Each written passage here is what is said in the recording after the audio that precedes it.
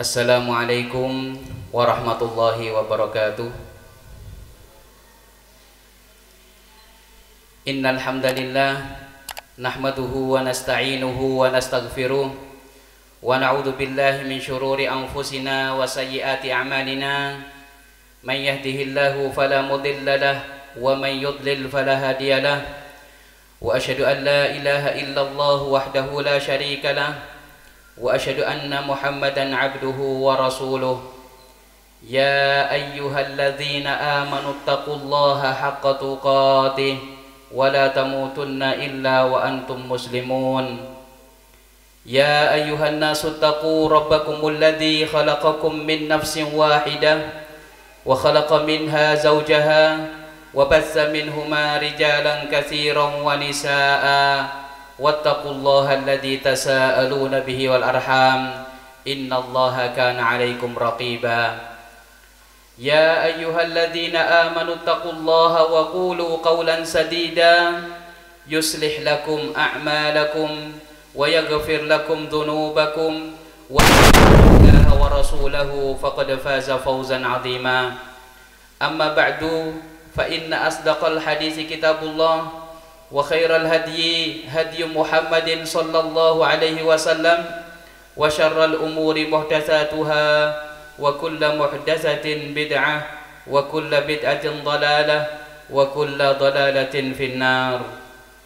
Bapak Ibu sekalian, saudara-saudariku rahimakumullah, alhamdulillah di malam hari ini Allah Subhanahu wa taala pertemukan kita kembali di majelis ini dalam rangka belajar bersama, thalabul ilm, menuntut ilmu bersama, mengkaji bersama kitab Tajdidul Iman karya daripada Syekhuna Syekh Abdul Razak bin Abdul Muhsin Al-Abbad Al-Badr. Dan kita sangat butuh sekali untuk memperbarui keimanan kita, karena iman seringkali dalam kehidupan sehari-hari mengalami suatu bisa jadi tambah, bisa jadi berkurang dengan mengalami ujian dan cobaan. Bisa jadi seseorang dengan adanya ujian dan cobaan bisa jadi bertambah keimanannya, dan bisa jadi juga berkurang. Jadi sangat perlu kita mempelajari bagaimana cara untuk meningkatkan keimanan yang ada di dalam hati kita. Kemudian di antara cara untuk meningkatkan keimanan yang ada di dalam hati kita yaitu menjauhi hal-hal yang menyebabkan iman itu turun, iman itu melemah.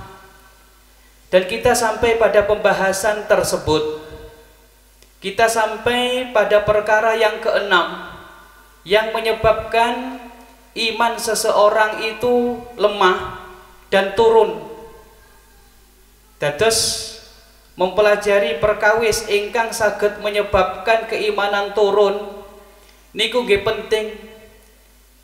Mempelajari keawonan supaya supados kita niku ngedoi perkawis niku niki nggih penting. Araftu syarra la lisyarri walakin litawaqih. Aku belajar mengetahui kejelekan bukan untuk melakukan kejelekan tersebut, tapi tujuannya adalah untuk menjauhinya. Perkawis ingkang nomor 6 inggih punika an-nafsul ammaratu bisu, yaitu jiwa yang senantiasa mengajak untuk berbuat kejahatan, berbuat kejelekan. An-nafsul ammaratu bisu, yaitu hawa nafsu yang senantiasa mengajak seseorang, mengajak kita untuk berbuat yang tidak baik, berbuat kemaksiatan, berbuat dosa, berbuat kezaliman, berbuat yaitu tidak melaksanakan perintah Allah niku nggih berbuat, meninggalkan perintah-perintah Allah niku nggih perbuatan. Dados an-nafsul ammaratu bisu, setiap kita mesti ada bisikan-bisikan ngajak untuk berbuat hal-hal yang diharamkan oleh Allah Subhanahu wa taala, ataupun mengajak untuk meninggalkan hal-hal yang memang diwajibkan oleh Allah Subhanahu wa taala.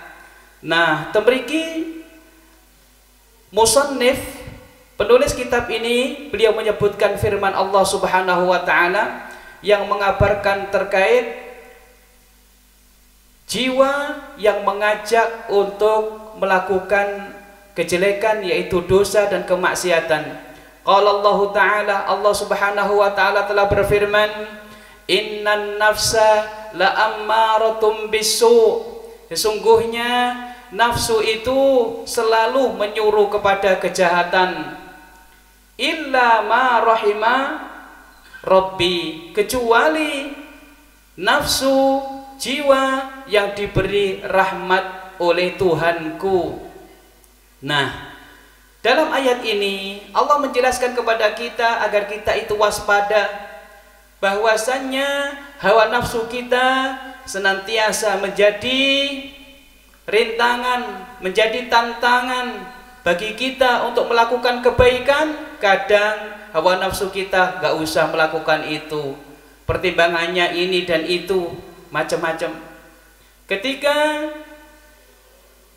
ingin meninggalkan suatu kemaksiatan ataupun dosa, hawa nafsu kita senantiasa mungkin dia membisiki, eman, ini kesempatan emas, ini merupakan suatu kesempatan yang belum tentu kamu bisa mendapatinya, lakukan perkara ini dan perkara itu. Senantiasa mengajak kepada kejelekan, mengajak berkhianat, mengajak bersuudzon, mengajak untuk berdusta, mengajak untuk bermaksiat, mengajak untuk meninggalkan kewajiban-kewajiban, dan masih banyak lagi kejelekan-kejelekan yang mana hawa nafsu ini mengajak untuk melakukan kejelekan-kejelekan tersebut.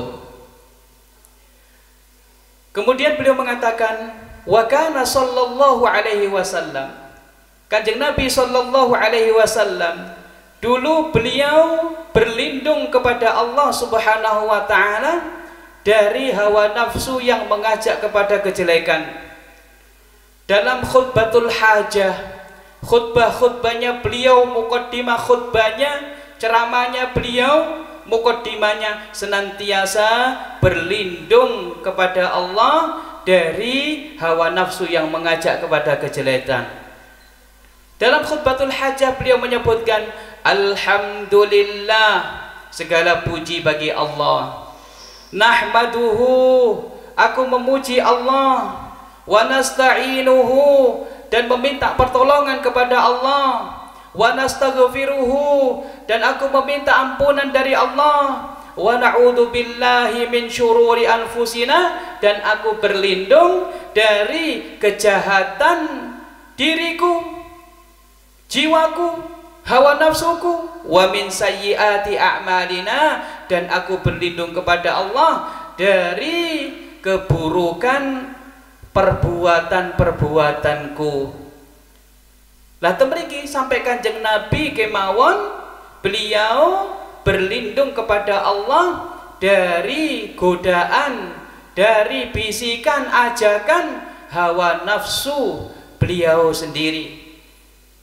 Sedangkan beliau sudah dijaga oleh Allah Subhanahu wa taala, maksum, sampun dijaga dari dosa-dosa besar. Kanjeng Nabi niku dijaga kalian Allah Subhanahu wa taala, niku tasik berlindung kepada Allah dari ajakan-ajakan hawa nafsu yang mengajak kepada kejelekan.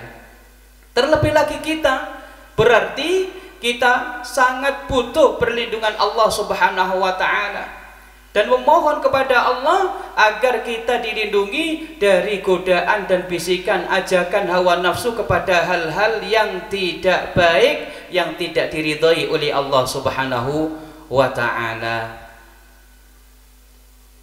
Kemudian beliau nyebutaken wasabata anhu sallallahu alaihi wasallam, dados Kanjeng Nabi nggih nate ngajari Abu Bakar radhiyallahu taala anhu salah seorang sahabatnya Kanjeng Nabi, sahabat dekat Abu Bakar, orang yang pertama kali masuk Islam di awal-awal mula Islam, ketika Nabi SAW mengajak berdakwah kepada orang-orang Quraisy di Mekah, yang pertama kali dari orang laki-laki yang mengikuti dakwanya Rasulullah adalah Abu Bakar As-Siddiq radhiyallahu taala anhu. Nabi mengajari Abu Bakar As-Siddiq untuk berzikir-zikir niki ketika di waktu pagi, kemudian ketika di waktu sore, minta perlindungan saking Allah agar dilindungi dari bisikan-bisikan setan, bisikan-bisikan hawa nafsu. Niki dereng setan nggih, niki tasih hawa nafsu. Hawa nafsu saja mengajak kepada kejelekan, belum lagi faktor eksternal, niki tasih faktor internal niki. Pada diri kita sendiri niki lho wonten ujian. Nggih. Mengajak kepada yang tidak baik. Napa doanipun, napa dzikiripun? Nah niki saged kita amalaken. Ketika kita di waktu pagi mantun sholat subuh, sampun dzikir ba'da sholat sampun mantun, niki empun ngantos kesupen, dzikir pagi dan dzikir sore ataupun petang niku perlu diamalaken. Di antaranipun dzikir niki, kul katakan wahai Abu Bakar, Allahumma do Allah alimal ghaibi wasyahadati, zat yang mengetahui yang gaib dan juga yang terlihat, yang nampak, fatiras samawati wal ardi, yang menciptakan langit dan juga bumi, robba kulli syai'in wa malikahu, wahai Tuhan segala sesuatu, wa malikahu, dan yang merajainya.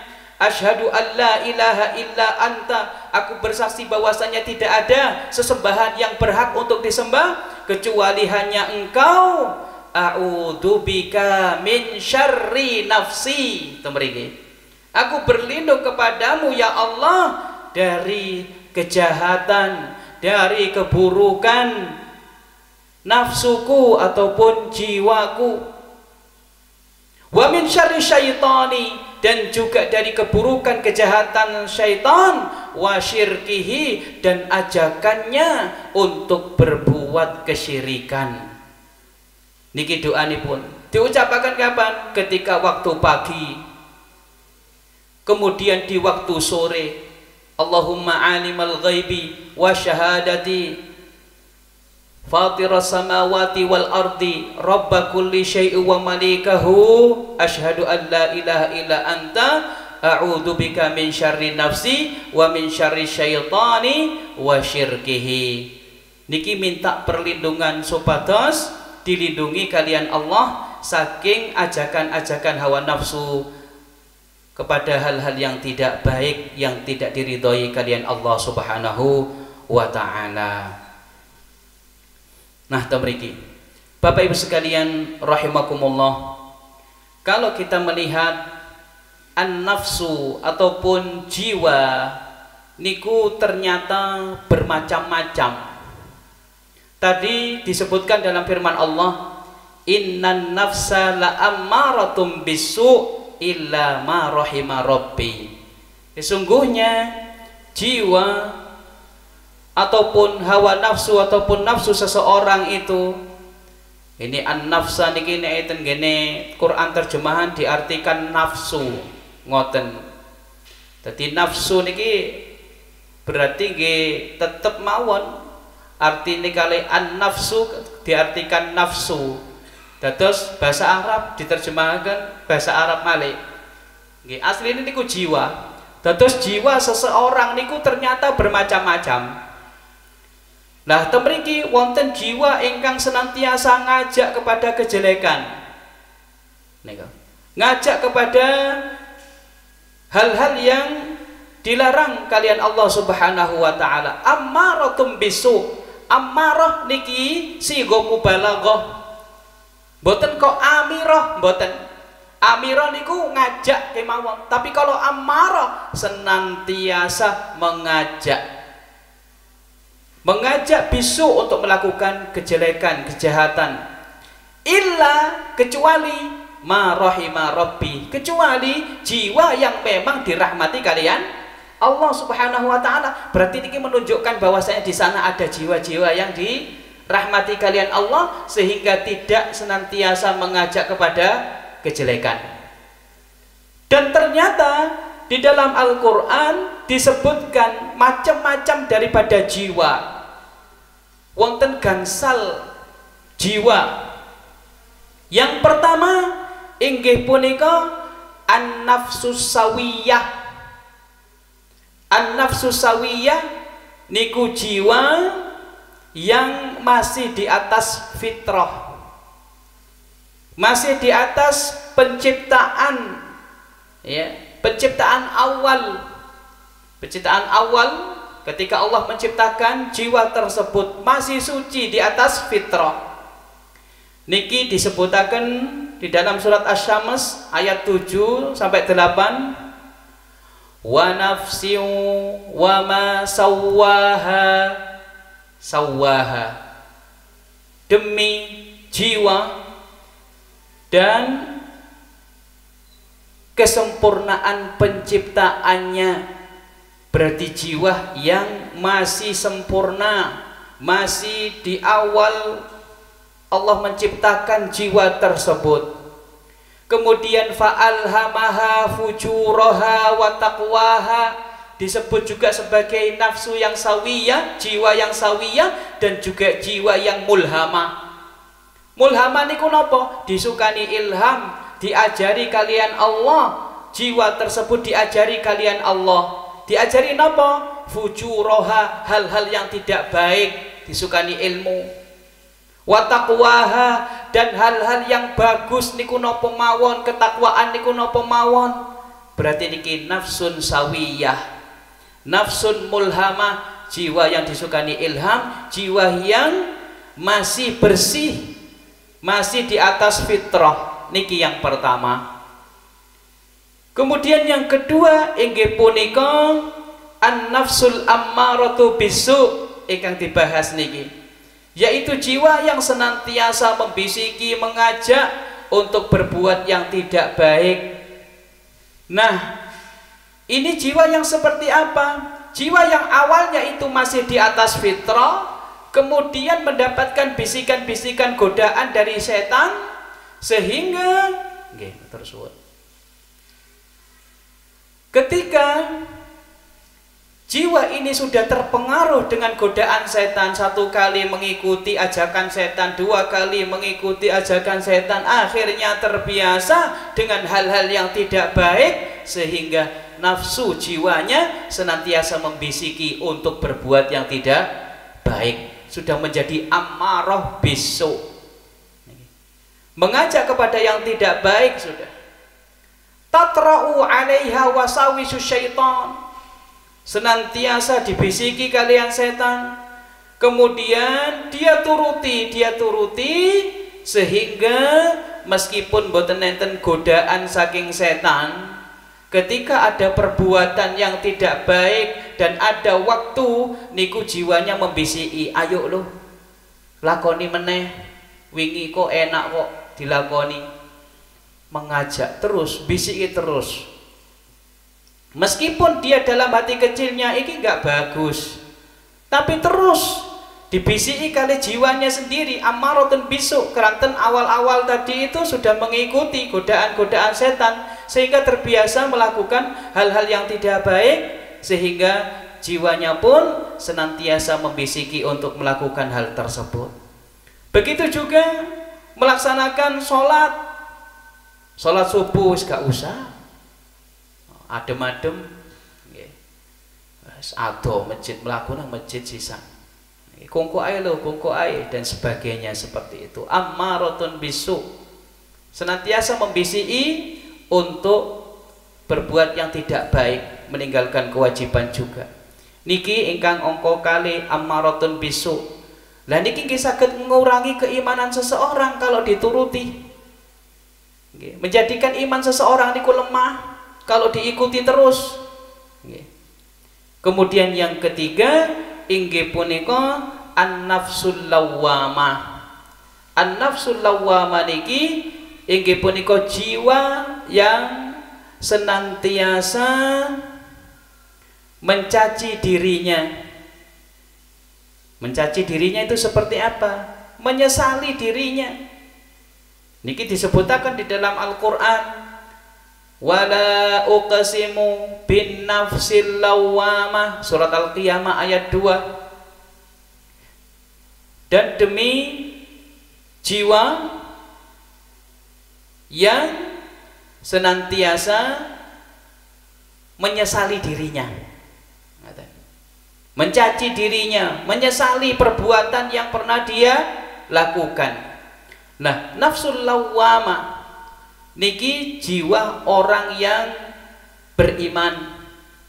Dia ketika melakukan suatu, terjatuh dalam melakukan suatu kesalahan, dosa, maka hatinya pun menyesali perbuatan tersebut, betul-betul menyesali. Lawwamah, mencaci dirinya, mencerca dirinya. Kenapa kamu tadi melakukan ini dan itu? Niki nggih sae jiwa yang seperti ini, sehingga menyebabkan seseorang itu bertaubat kepada Allah Subhanahu wa taala dan tidak mengulangi lagi perbuatannya itu. Begitu juga ketika dia meninggalkan suatu kewajiban, lawwamah, dicaci, nyapo mangko gak ngelakoni, nyapo tadi kok gak melakukan kewajiban yang diperintahkan oleh Allah Subhanahu wa taala, sehingga dia bertobat kepada Allah Subhanahu wa taala. Niki nafsu al-lawwamah, an-nafsul lawwamah. Kemudian yang keempat inggih punika an-nafsul mutmainnah, yaitu jiwa yang tenang. Jiwa yang tenang niki nggih jiwa ingkang dirahmati kalian Allah Subhanahu wa taala. Nafsul lawwamah niku nggih jiwa yang dirahmati kalian Allah Subhanahu wa taala. Nah, an-nafsul mutmainnah niki jiwa ingkang tenang, tenang seneng nglampahi kesaenan-kesaenan, tenang dengan ketaatan-ketaatan, tenang dengan melakukan amal soleh, berbuat baik, tenang dengan meninggalkan kemaksiatan dan dosa. Dia bisa membedakan, aku nek nglakoni ngene iki sing dilarang ambek Allah Subhanahu wa taala, engko bakal atiku tidak nyaman. Bahkan dia pun merasa bahwasanya dosa itu menyebabkan turunnya suatu keimanan dan menjadikan dirinya tidak tenang. Jadi betul-betul melaksanakan perintah Allah itu tenang, kemudian meninggalkan larangan Allah Subhanahu wa taala niku nggih tenang. Lah jiwa yang tenang ini yang dipanggil kalian Allah Subhanahu wa taala, ya ayyatuhan nafsul mutmainnah. Wahai jiwa yang tenang, ya ayyatuhan nafsul mutmainnah, irji'i, kembalilah, ila rabbiki, kepada Tuhanmu. Irji'i ila rabbiki, terusane pripun ayate? Radiyatan mardiyah, dengan dalam keadaan ridha, mardiyah dan juga diridani. Irji'i ila rabbiki radiyatan mardiyah fadkhuli fi ibadi, masuklah kepada hamba-hambaku yang memang diridhoi kalian Allah Subhanahu wa taala. Udkhuli fi ibadi wadkhuli jannati, dan masuklah ke surgaku. Niki jiwa ingkang tenang. Tentunya perlu temriku wonten proses-proses inggih punika mujahadah, sehingga bisa sampai kepada jiwa yang mutmainnah niki. Kemudian yang kelima inggih punika an-nafsuz zakiyah, ingkang disebutaken dalam Al-Qur'an.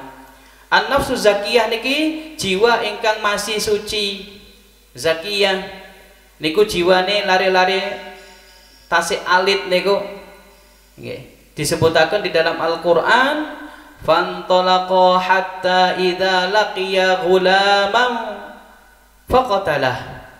ketika Nabi Musa kalian Nabi Khidir, beliau pergi berdua, kemudian keduanya ketemu kalian lari tasik alit dereng balik, faqatalahu, kemudian dibunuh kalian Nabi Khidir. Qala, Nabi Musa pun saat itu beliau mengingkari, aqatalta nafsan zakiyatan, apakah kamu membunuh jiwa yang masih suci? Bi ghairi nafsin laqad ji'ta syai'an nukra, sungguh kamu telah melakukan sesuatu perbuatan yang mungkar. Niki menurut Nabi Musa. Lah niki disebutaken nafsan zakiyah, yaitu jiwa yang masih suci, seperti hanya jiwanya anak-anak yang masih belum balik, masih kecil. Nah, niki macam-macam jiwa yang disebutkan di dalam Al-Qur'an. Bapak Ibu sekalian rahimakumullah. Kemudian kita masuk pada pembahasan perkara eksternal yang dapat menurunkan keimanan seseorang. Adapun kemarin sebelumnya itu hal-hal yang internal seperti al-jahlu, kebodohan, al-i'radu, berpaling, al-ghaflatu, lengah, kemudian an-nisyanu, lupa, kemudian juga niku wau nggih an-nafsul ammaratu bisu, niku nggih termasuk hal-hal internal yang dapat melemahkan keimanan seseorang. Nah, sakmangke ini adalah perkara-perkara yang dapat melemahkan keimanan seseorang dari luar, dari perkara luar yang perlu kita waspadai. Nopo yang pertama inggih punika asyaitonu, setan. Kata beliau, wa huwa akhtaruha wa asyadduha dararan, ini yang lebih bahaya. Lebih bahaya godaannya terhadap manusia. Fasyaitanu huwa aladdu a'da'il insan, dan setan ini adalah musuh yang kejam, musuh manusia yang kejam. Betul, tidak ada putus asanya setan itu di dalam menggoda manusia. Sebenarnya sih kalau kita lihat lemah setan itu. Inna kaida syaitani kana dhaifah. Tipu daya setan itu lemah. Setan itu sagete namung bisiki, maes-maesi, nggih. Cuma ngoten mawon. Nggih. Niki setan ingkang bangsa jin. Nggih. Seperti itu. Nggih. Tapi kalau setan yang berupa manusia niki saged ngajak, saged nyeret, saged ngunci pintu dan sebagainya, saged. Niki setan yang berbentuk manusia. Dados setan temriki aladdu a'da'il insan, yaitu musuh yang sangat-sangat kejam bagi manusia. Allah Subhanahu wa ta'ala sampun nyukani peringatan kepada kita semuanya dalam surat Fatir ayat 6.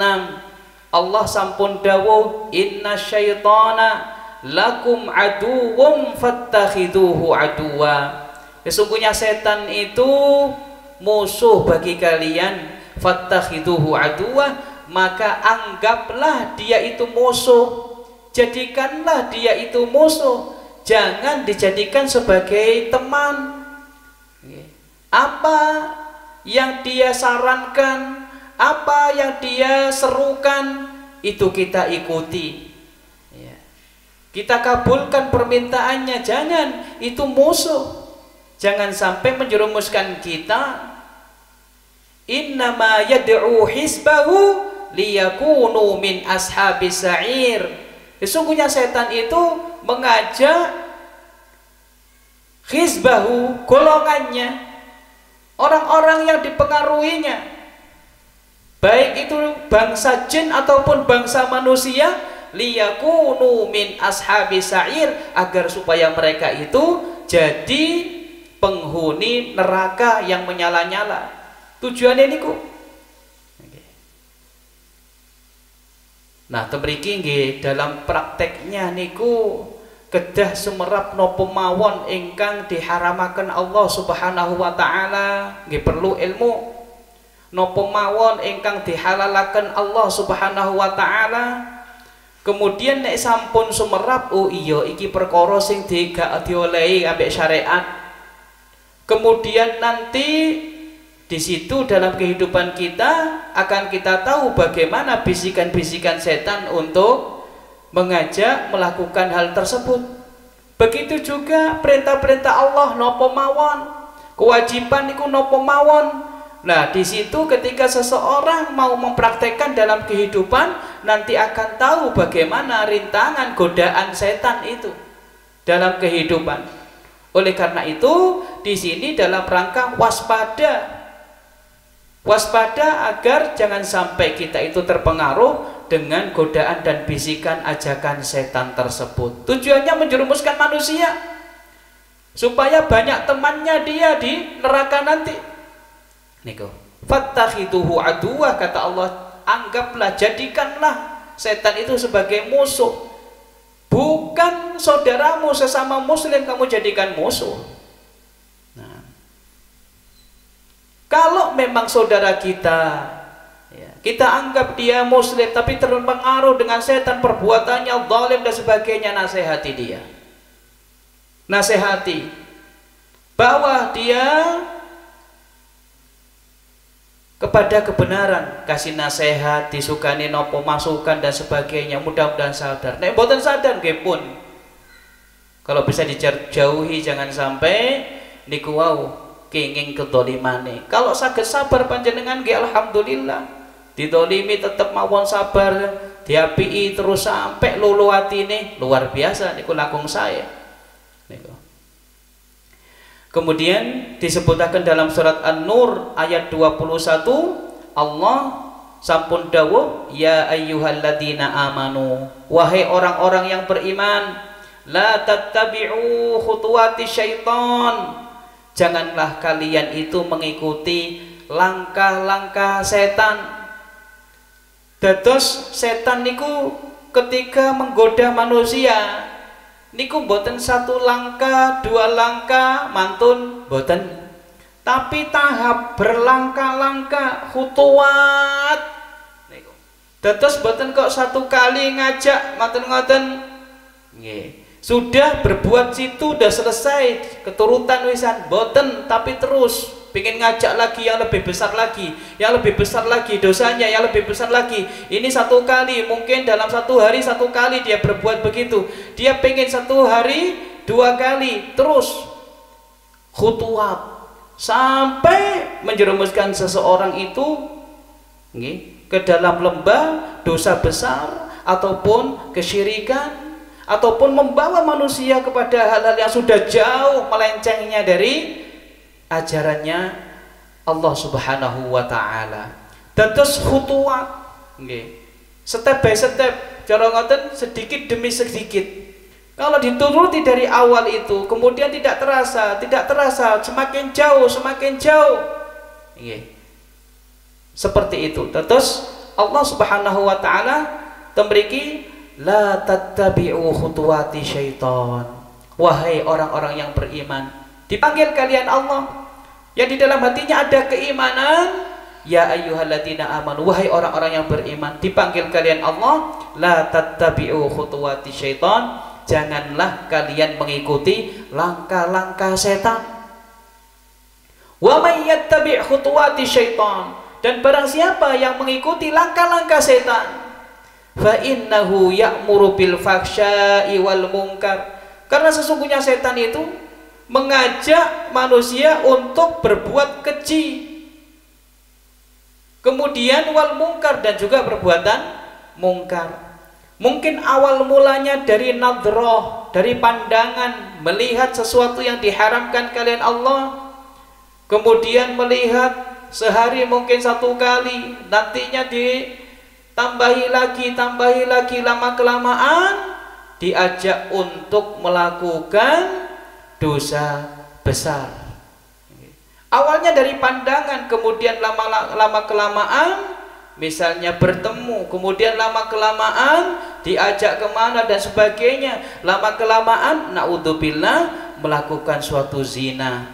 Terus langkah-langkah itu terus, awalnya hal yang remeh, kemudian terus mempengaruhi terus kados ngoten niku. Kemudian beliau mengatakan, wa min madahiri khatarihi annahu yajlisu lil insan fi kulli tariq. Dan yang bahaya itu setan ini senantiasa berada di berbagai macam amalan manusia, perbuatan manusia. Sawaun kana hadha tariq ta'atan lillah wa qurbatan. Baik itu perbuatan manusia tersebut perbuatan baik misalnya, setan juga menggoda di situ. Boten kok putus asa sama sekali. Pertama digoda wis gak usahlah ngelakoni sholat jamaah, wis di omah wae. Bagi laki-laki digoda, mantun ngoten sukses. Ternyata sing sukses niku sing digoda saged merangi berangkat ten masjid. Ketika di masjid sholat berjamaah itu pun tetap tasik digoda dari sisi napa kekhusyuane, boten istilahnya boten nyerah. Dari sisi kekhusyuan juga diingatkan ini dan itu. Kemudian ini dari sisi ketaatan. Ada juga amkana tariq fi maksiyah, ataupun dari jalur perbuatan yang tidak baik, kemaksiatan. Niku nggih ngoten, ngajak kepada hal-hal yang dilarang kalian Allah Subhanahu wa taala. Disebutaken tengene surat Al-A'raf, Allah Subhanahu wa taala sampun dawuh, la aq'udanna lahum siratakal mustaqim. Sungguh aku akan menghalang-halangi mereka. Niki janjine sinten? Pimpinane setan. Inggih punika iblis. Ketika iblis niki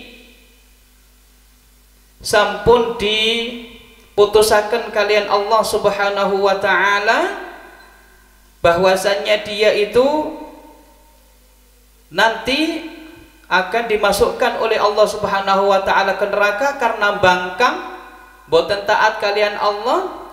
Akhirnya dia pun berjanji, ya Allah, dia minta kepada Allah agar diberi umur panjang. Iblis tok niki setunggal niki disukani kali Allah, sukani umur panjang sampai hari kiamat. Setunggal tok niki pimpinane setan-setan niku. Nek setan-setan meninggal dunia mati, nggih. Tapi kalau iblis tunggal niki ingkang panjang umurnya, dikabulkan kalian Allah untuk menggoda manusia, dan dia berjanji la aqudanna lahum siratakal mustaqim. Sungguh ya Allah, aku akan menghalang-halangi mereka dari jalanmu yang lurus. Summa la'atiyannahum, kemudian sungguh aku akan mendatangi mereka min baini aidihim, dari arah depan mereka, wa min khalfihim, dari belakang mereka untuk menggoda manusia niku, wa an aimanihim, dan dari arah kanannya mereka, wa an syama'ilihim, dan dari sebelah kiri mereka, wala tajidu aktsarahum syakirin, dan kamu ya Allah akan mendapati mereka itu, kebanyakan mereka itu tidak bersyukur. Tidak bersyukur dengan nikmatmu. Nikmatmu sudah kamu beri nikmat, tapi digunakan di dalam bermaksiat kepada Allah. Disukani kemerdekaan kali Allah, tapi didamel kemaksiatan. Disyukuri, cara mensyukuri ini dadakno bermaksiat kepada Allah Subhanahu wa taala, bermabuk-mabukan, melakukan hal-hal yang diharamkan kalian Allah Subhanahu wa taala, padahal nikmat inggih punika kemerdekaan itu perlu disyukuri. Kalian ngelampaui ketaatan-ketaatan, kesayenan-kesayenan, menyumbang, membantu fakir miskin, berbuat kesayenan-kesayenan yang lainnya, boten malah melakukan hal-hal yang dilarang kalian Allah Subhanahu wa taala. Lah niku nggih sebabe napa? Sebab godaan daripada iblis dan juga setan niki.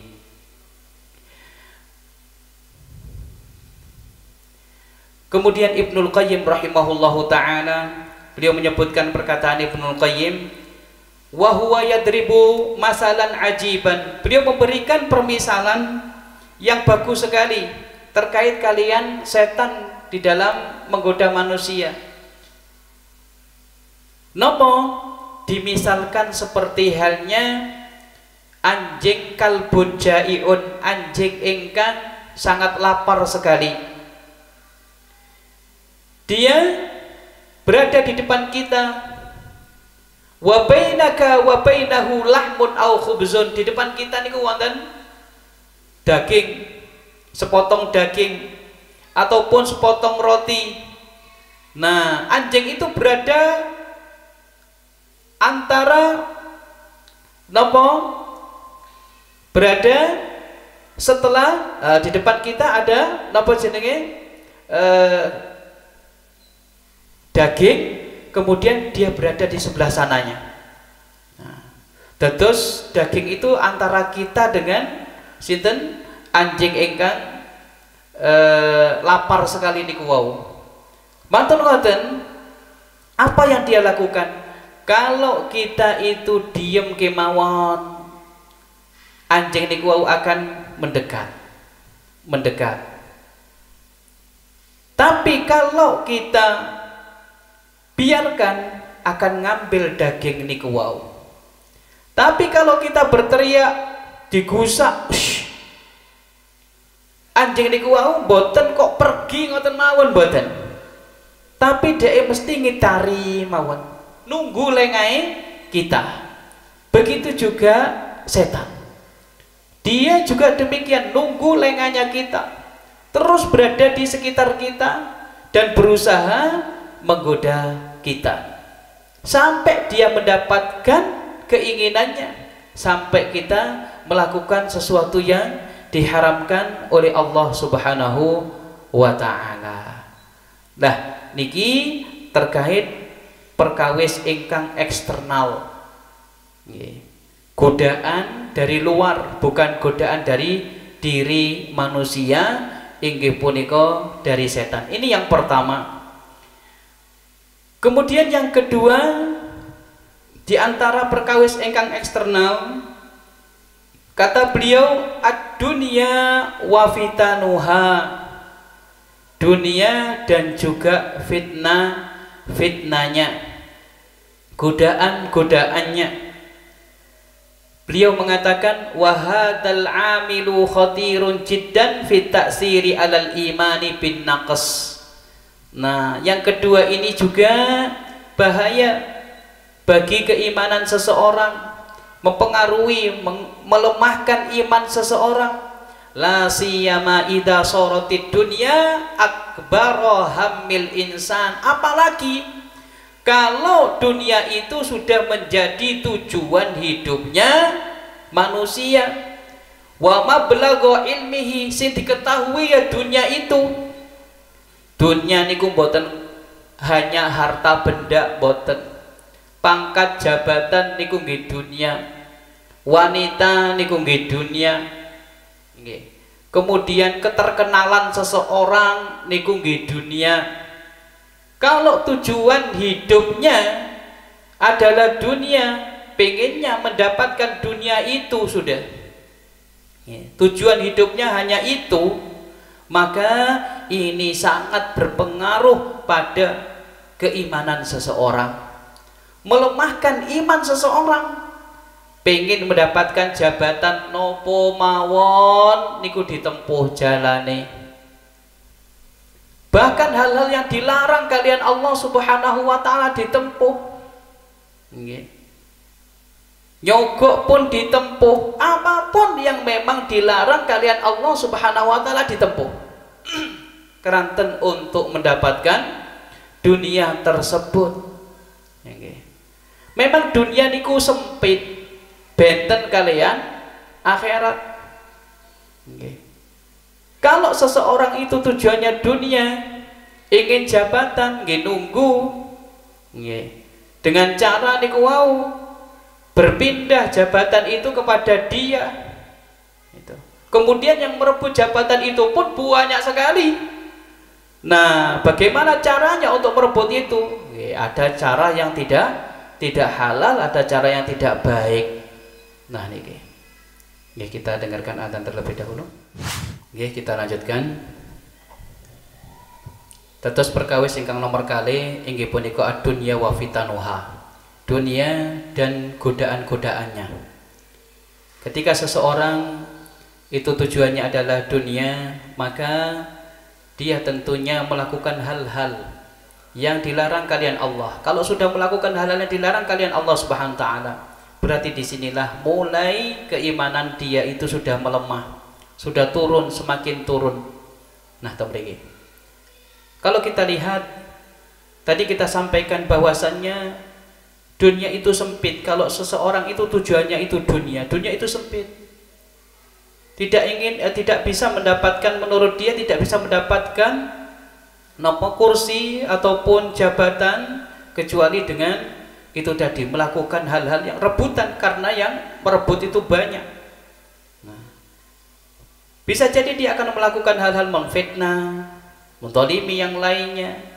Seperti halnya berebut perkara yang cuma sedikit, ya, akhirnya apa? Ya, tendang-tendangan, sikut-sikutan dan sebagainya. Niku dunia sempit. Tapi kalau akhirat niku luas. Akhirat niku luas. Oleh karena itu orang yang berebut akhirat boten sikut-sikutan, boten tendang-tendangan, kecuali rebutannya dunia. Tapi dibungkus kados kelihatannya akhirat. Tapi sebenarnya itu dunia, entah itu kesohoran yang diinginkan, entah itu penghormatan dari orang lain yang menurut dia direbut oleh dia. Nah, padahal dalam hal nopo, dalam hal kelihatannya akhirat. Nah, tapi ini pada hakikatnya dunia. Tapi kalau memang betul-betul akhirat, niku luas. Setiap orang niku saged untuk melakukan kebaikan-kebaikan, kesayangan-kesayangan.